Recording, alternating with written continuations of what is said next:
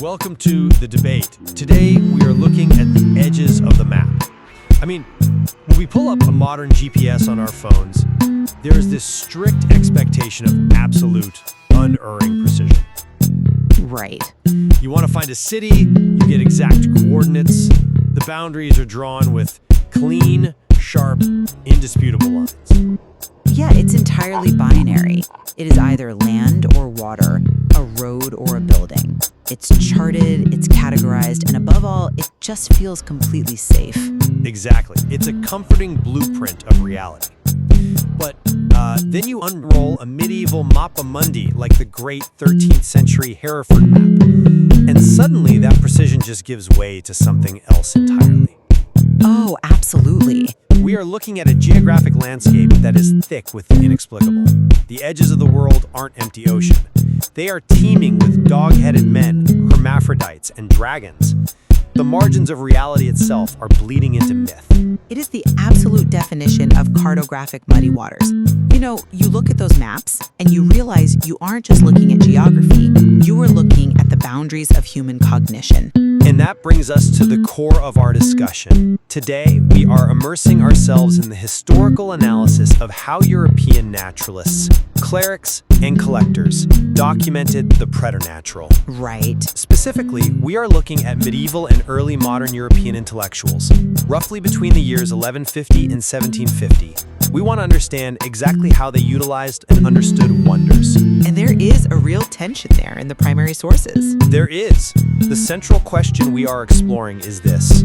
Were these marvels, monsters, and anomalies primarily a theological mechanism used for religious instruction and moral boundary setting? Or were they primarily objects of aesthetic pleasure, intellectual curiosity, and empirical inquiry? It is a fascinating divide, honestly. I will be arguing that the fundamental architecture for understanding wonders was inherently religious. It was rooted in a theology where all anomalies served as divine portents or moral allegories. And I will be representing the contrasting perspective, that the proliferation of wonders in this era was fundamentally driven by secular aesthetic pleasure, exoticism, and an appreciation for nature's diversity that actually paved the way for modern empirical inquiry. So, to really grasp the medieval conception of wonder, I argue we simply cannot divorce it from theology. And to understand why, we have to start with the foundational text for this entire worldview. You mean Augustine? Yes, Augustine's De Civitate Dei, or the City of God, written in the early 5th century. His framework dictates everything that follows for over a millennium. Right. Augustine was dealing with skeptics who doubted the physical realities of Christian doctrine. Specifically, they were asking a very practical, mechanical question. How could human bodies burn forever in hell without being physically consumed by the fire? Yeah, it's essentially a thermodynamic problem for a 5th century philosopher. Exactly. And to prove this, Augustine didn't turn to abstract metaphysics, he turned to wonders. He cited the salamander, an animal that supposedly lived comfortably inside fire. Right, the classic example. He also pointed to the constantly burning, never-diminishing flames of Mount Etna in Sicily. He pointed to the mysterious attractive power of the lodestone, or magnet. His purpose was explicitly theological. These physical anomalies exist in the world to prove God's absolute, rule-breaking omnipotence. Well, I don't disagree that Augustine set a theological baseline. But I look at the historical timeline, and I see a massive divergence from that baseline. How so? While it's true that clerics layered theological glosses onto these phenomena, the actual driving force behind the explosion of interest in wonders centuries later was secular pleasure. It was about exoticism. But It was the appeal of novelty and sheer intellectual entertainment. how can you separate the entertainment from the theology when the primary vehicles for this information were encyclopedias compiled by the church? They were compiled by clerics, sure. If you look at the 1240s, you have friars like Bartholomeus Anglicus and Vincent of Beauvais writing these massive compendiums of all known phenomena. These were not secular scientific textbooks. No, they weren't. They were explicitly compiled as manuals for biblical exegesis, meaning the rigorous line-by-line interpretation of Scripture for preaching. When they documented the natural world, it was literally to give preachers ammunition for moral allegory. Yes, initially. I'll grant you that. Even the bestiaries heavily moralized these wonders.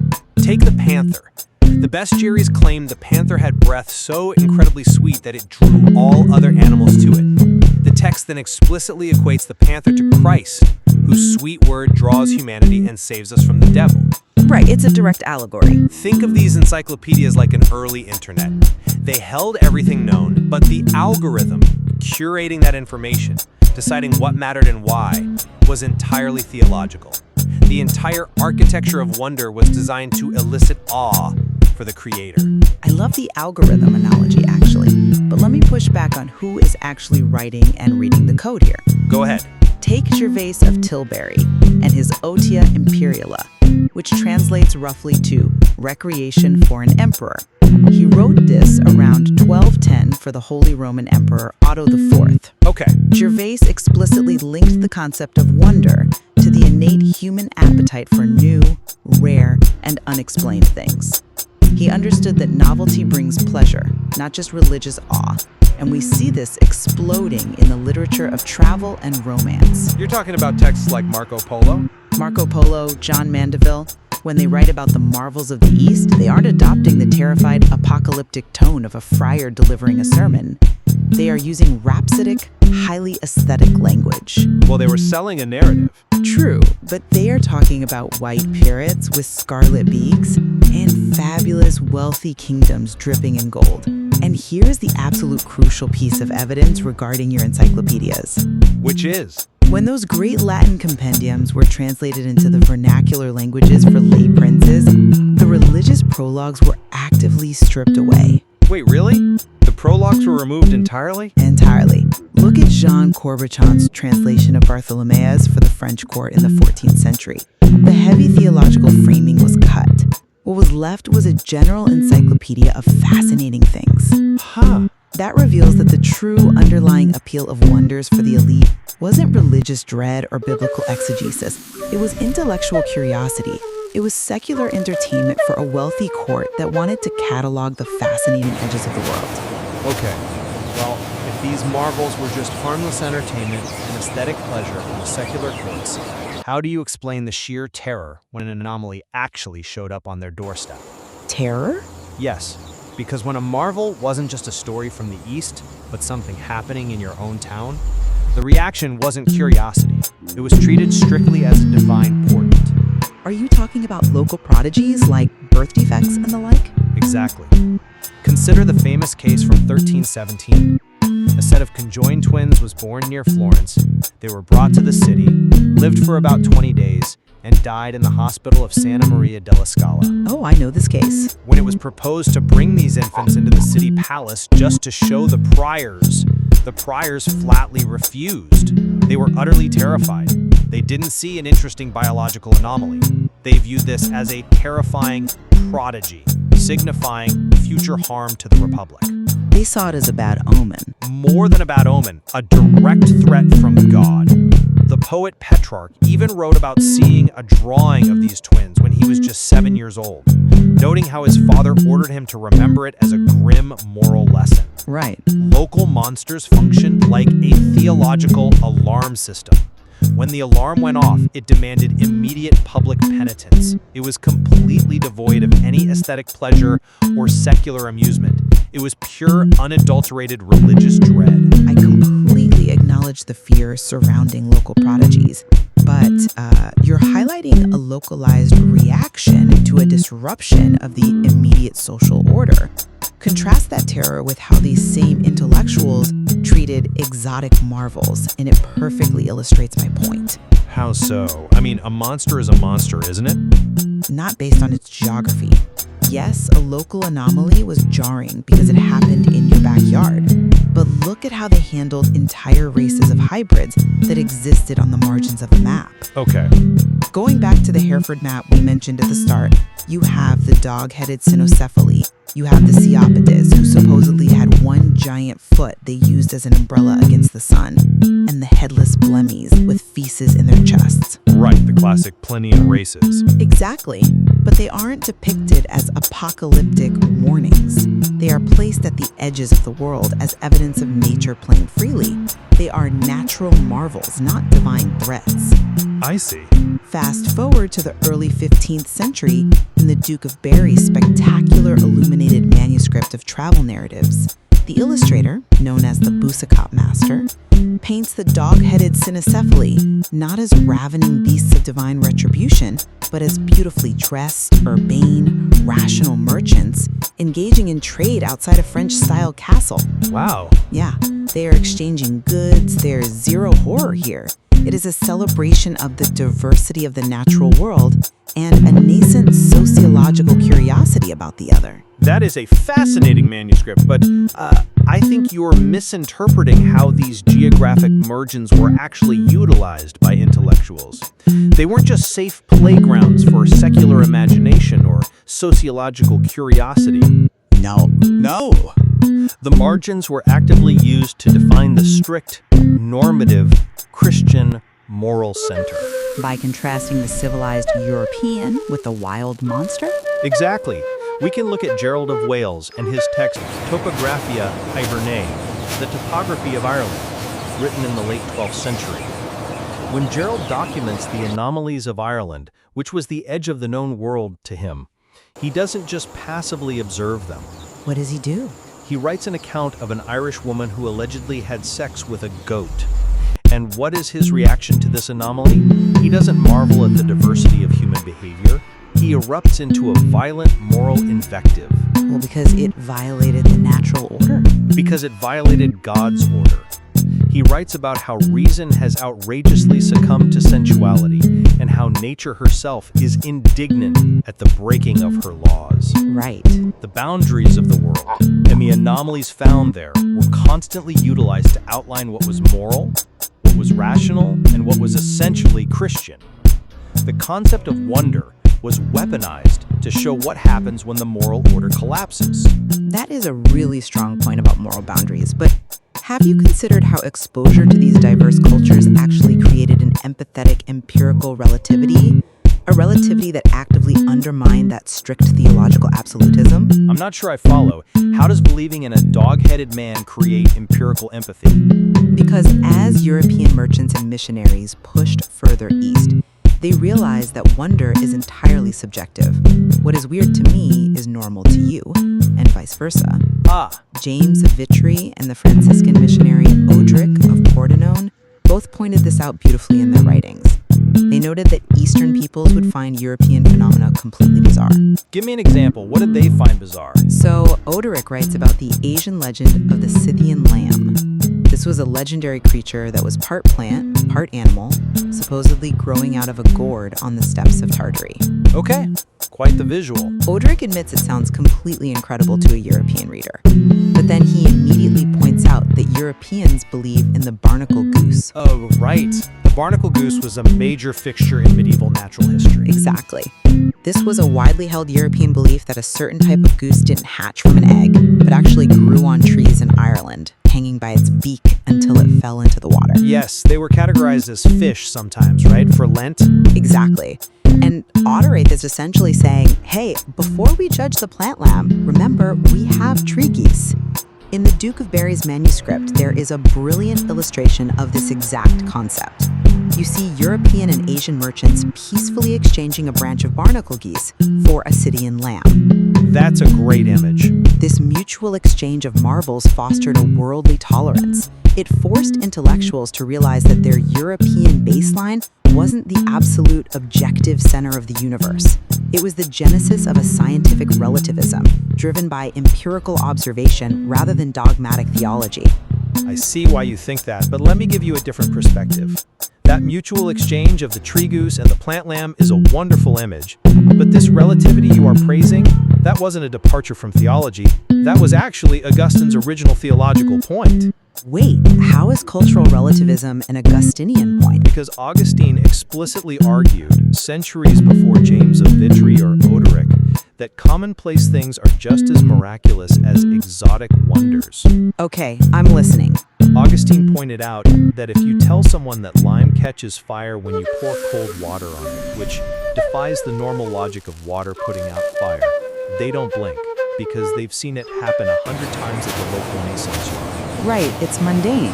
But if you tell them about an Indian lodestone that magically attracts iron across a table, they are stupefied with wonder. Because one is a habit and one is novel. Precisely. Augustine's argument was that we are only numb to the miracles of our own backyard because of habit. The fact that a seed grows into a tree is an incomprehensible miracle, but we ignore it because it happens every day. I see where you're going with this. So, this relativity Odoric is talking about wasn't empirical science secularizing the European mind. It was a highly sophisticated theological tool. It was meant to prove that all of nature, whether a goose in Ireland or a lamb plant in Tartary, is completely arbitrary. Arbitrary in what sense? Nature doesn't operate on fixed, independent scientific laws. It operates entirely and exclusively on God's immediate moment-to-moment will. The relativity of wonder was meant to humble human reason, to show us we know nothing without God, not to launch the scientific method. I'm sorry, but I just don't buy that. Let me tell you why.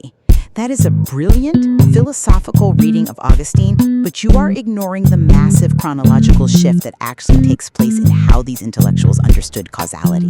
How so? You're talking as if the medieval mind was frozen in the 5th century. Well, no, but the theological framework remained incredibly resilient. Resilient, yes, but not static. If you look at early 8th century texts like the Liber Monstrumum, the Book of Monsters, you absolutely see that Augustinian dread you're talking about. Right. The author literally compares the act of writing about monsters to diving terror-struck into a dark, suffocating sea. Every anomaly is a direct, terrifying act of God. It is God as the micromanaging puppeteer of nature.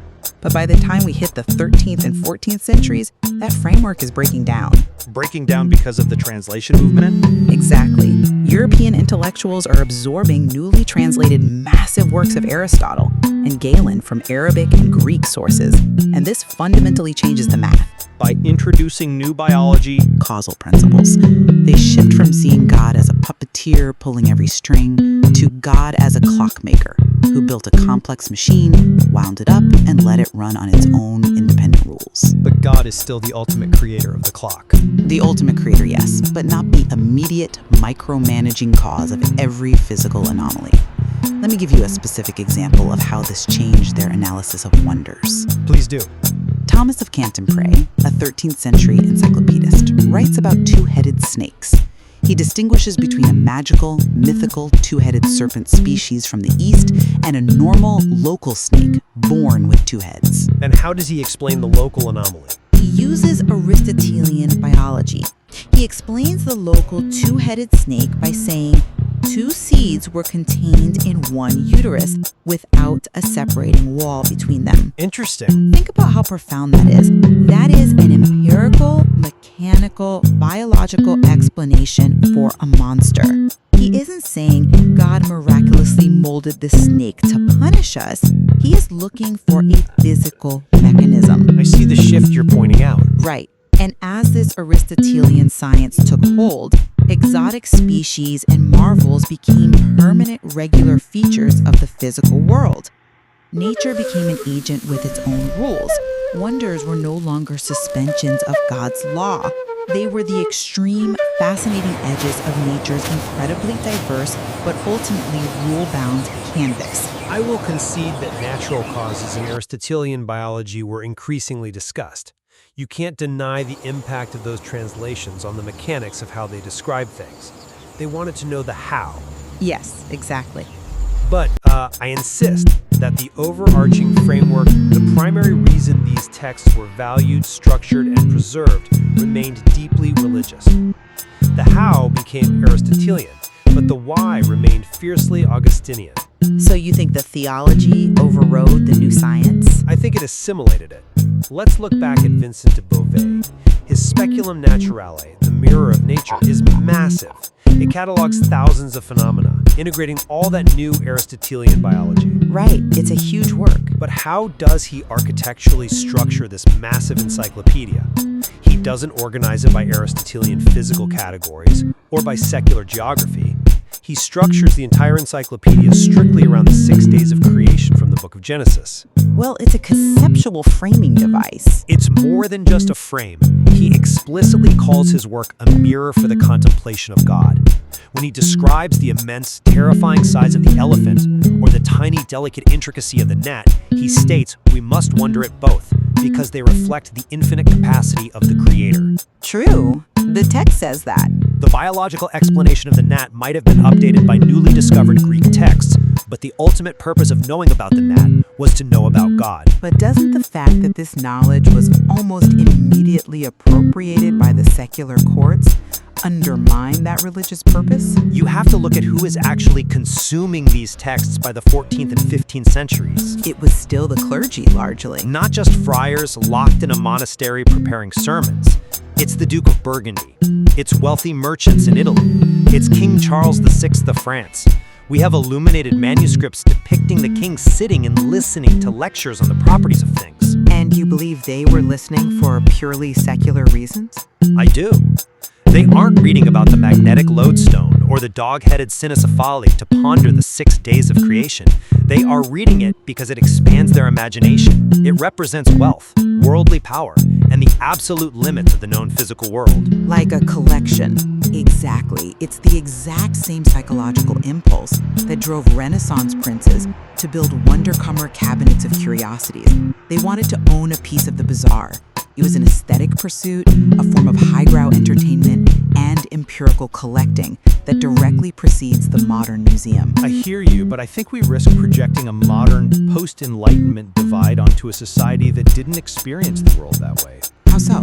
We like to separate science and religion into two neat boxes today.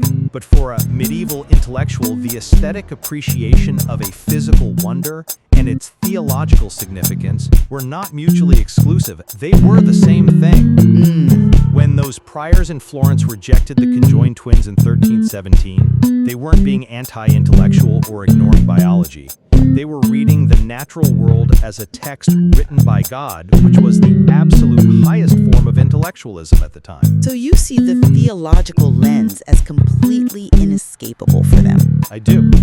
The evidence strongly suggests that wonders were essentially the vocabulary of medieval theology. Whether it was the salamander proving the thermodynamic possibility of hell, the bestiary panther representing Christ, or the local monster warning of divine wrath. Marvels were utilized to interpret scripture, moralize human behavior, and demonstrate absolute divine power. The entire framework of the unknown was religious. And while I agree that the language of theology was certainly applied to these phenomena, I look at the historical trajectory and see something different. The core impulse driving the preservation and proliferation of wonders was the vanguard of empirical curiosity. Curiosity over dread. Right. From Gervais of Tilbury documenting local lore because it was inherently fascinating, to Marco Polo aestheticizing the wealthy East, to intellectuals recognizing the geographic relativity of the strange, wonders represented the secular pleasure of the unknown. They certainly pushed boundaries. They fostered an appreciation for nature's endless variety that eventually required and normalized the search for natural physical causes, just like our two-headed snake.